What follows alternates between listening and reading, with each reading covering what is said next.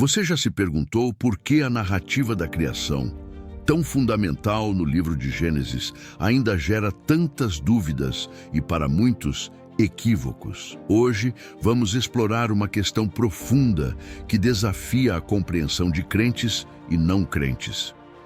Por que a maioria das pessoas entende mal a criação? Desvendar isso pode iluminar sua jornada de fé de maneiras surpreendentes e transformadoras. Entender Gênesis corretamente não é apenas uma questão acadêmica. É crucial para sua teologia, sua visão de mundo, até mesmo para sua adoração. Se você busca profundidade além da leitura superficial da Bíblia, sabe que o modo como interpretamos esses primeiros capítulos molda nossa compreensão de Deus, da humanidade e do propósito divino. Você notará que muitas discussões e conflitos se dissipam com uma leitura mais atenta. Neste vídeo, você descobrirá as razões mais comuns por trás dessas interpretações errôneas da criação e como evitá-las. Não prometo segredos ou verdades ocultas, mas uma análise cuidadosa, baseada em princípios de hermenêutica bíblica e contextos históricos. Serei seu guia nesse caminho de discernimento que o ajudará a ler as Escrituras com mais clareza e profundidade, especialmente o texto primordial de Gênesis. Minhas credenciais se baseiam em anos de estudo dedicado das Escrituras Sagradas, com foco em hermenêutica e teologia bíblica, buscando sempre o entendimento dos textos em seus idiomas e contextos originais. Não sou um mestre que detém todas as respostas, mas um companheiro de jornada que deseja compartilhar as ferramentas e insights que me foram úteis para aprofundar a compreensão da Palavra de Deus e evitar armadilhas comuns. Para compreender os equívocos na interpretação da criação, precisamos estabelecer uma base sólida. Antes de mergulharmos nos erros específicos, é fundamental que você compreenda o pano de fundo cultural e literário em que esses relatos foram originalmente escritos. Este contexto inicial é a chave para começar a desvendar as camadas de significado. Imagine que você está lendo um documento milenar de outra cultura. Para realmente compreendê-lo, você não leria com as lentes da sua própria cultura e época, certo? Da mesma forma, os relatos da criação em Gênesis foram escritos num contexto cultural e religioso muito específico do Antigo Oriente Próximo. Eles não eram um tratado científico moderno, mas uma afirmação teológica poderosa para o povo de Israel. Um conceito fundamental é entender a natureza da literatura bíblica. Nem todo texto na Bíblia deve ser lido da mesma forma. Gênesis 1:11, em particular, utiliza uma linguagem frequentemente descrita como história primordial ou história em forma poética.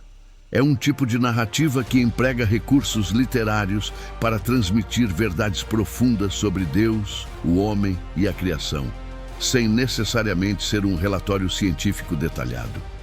Existem diversas perspectivas sobre como interpretar Gênesis 1.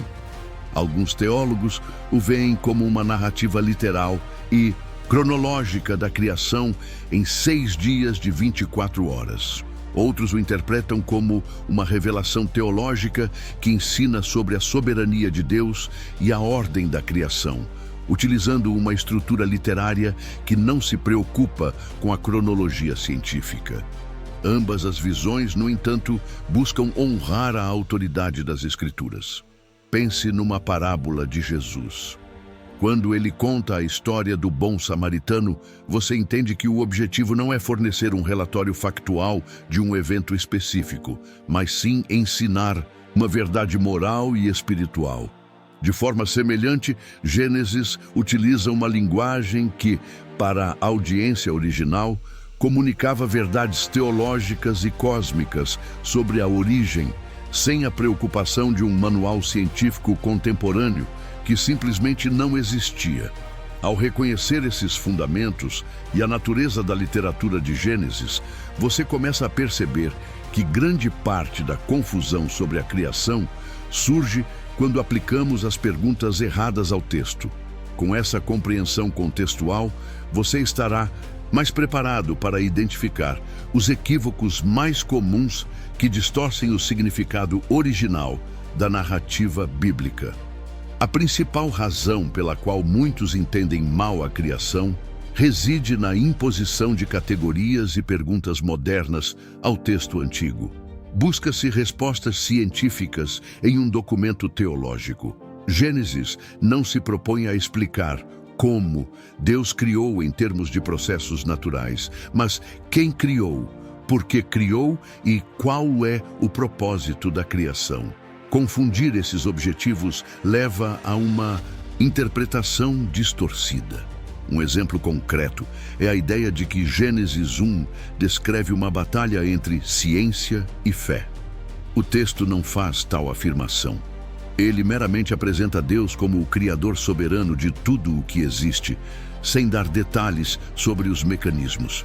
Se você lê dia em Gênesis como exclusivamente 24 horas literais, sem considerar o uso poético da palavra Yom em hebraico em outros contextos bíblicos, você está aplicando uma lente restritiva que o próprio texto pode não sustentar. Considere as variações de interpretação que respeitam a autoridade bíblica. Teólogos como John Walton propõem que Gênesis 1 é primariamente uma narrativa de criação de funções e não de criação material.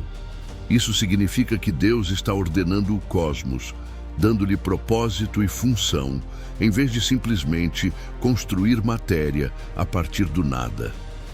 Essa perspectiva harmoniza o texto com muitas descobertas científicas sem comprometer a verdade divina. É crucial reconhecer as limitações dessa abordagem. Não podemos usar o contexto cultural antigo para desconsiderar qualquer verdade histórica que Gênesis possa conter. O fato de ser uma narrativa teológica e poética não anula a possibilidade de eventos históricos reais.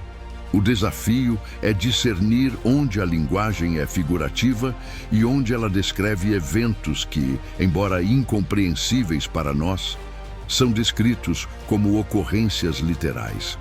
Com essas compreensões em mente, você começa a ver que a questão não é a Bíblia está errada ou a ciência está errada, mas sim o que a Bíblia realmente pretende nos ensinar sobre a criação. Ao adotar essa nova perspectiva, você estará pronto para examinar os erros comuns que as pessoas cometem ao interpretar Gênesis, liberando-se de preconceitos modernos e mergulhando na riqueza do texto original. Um dos equívocos mais prevalentes é a leitura anacrônica, ou seja, ler Gênesis como se fosse um livro escrito para o século 21. Você espera que ele responda a perguntas sobre a idade da Terra ou a evolução das espécies, questões que eram totalmente irrelevantes para os autores bíblicos e sua audiência original. Essa expectativa equivocada é a raiz de muita frustração e incompreensão. O contexto cultural do Antigo Oriente Próximo é frequentemente perdido. As civilizações vizinhas de Israel possuíam seus próprios mitos de criação, frequentemente envolvendo batalhas entre deuses e um panteão complexo. Gênesis, em contraste, apresenta um único Deus soberano que cria por sua palavra, estabelecendo ordem e propósito. O texto responde mais a esses mitos contemporâneos do que a debates científicos futuros. As nuances teológicas também são negligenciadas. Você pode se focar excessivamente na cronologia dos dias e perder a mensagem principal, que Deus é o Criador bom e intencional, distinto de sua criação, e que o homem e a mulher são feitos à sua imagem. A teologia de Gênesis é sobre relacionamento e mordomia, não sobre a mecânica da formação do universo. Se você gostou, se inscreve, curte e compartilha.